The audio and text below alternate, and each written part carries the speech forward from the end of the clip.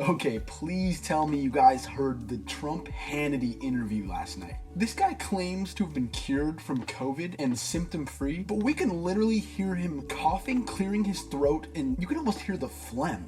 Well, one, it was disgusting, but two, this just proves that the White House has again been lying to us about Trump's health. The fact that Trump couldn't hold it together just for a 25-minute phone interview, and I'm sure they pumped him up on drugs before this to make sure that he didn't reveal to the public any symptoms, but he couldn't even do that. And even Hannity began to press Trump about when the last time he tested negative was. He asked him 2 or 3 times, and Trump didn't answer any of them. He skipped over it, ironically with a couple coughs. It's clear that Donald and the White House want so badly to show the Americans that Trump is doing well that they're putting him in front of the cameras too much. And the guy looks horrible. His face looks puffy, super orange. And get this, he's going on Tucker Carlson tonight with a Fox News doctor who's going to analyze Trump's health and tell us whether or not he's okay. Gee, I wonder what conclusion he's gonna draw. They're so clearly hiding something and so transparent about it that I'm surprised anyone's getting fooled by this. Although I don't know if anyone is. Because those videos at the White House are all pre-recorded with lighting, and he's got his makeup team, and we don't know how many takes he had, or if he's reading off a teleprompter. And another bad sign for Trump, he's just canceled his 2 rallies over the weekend.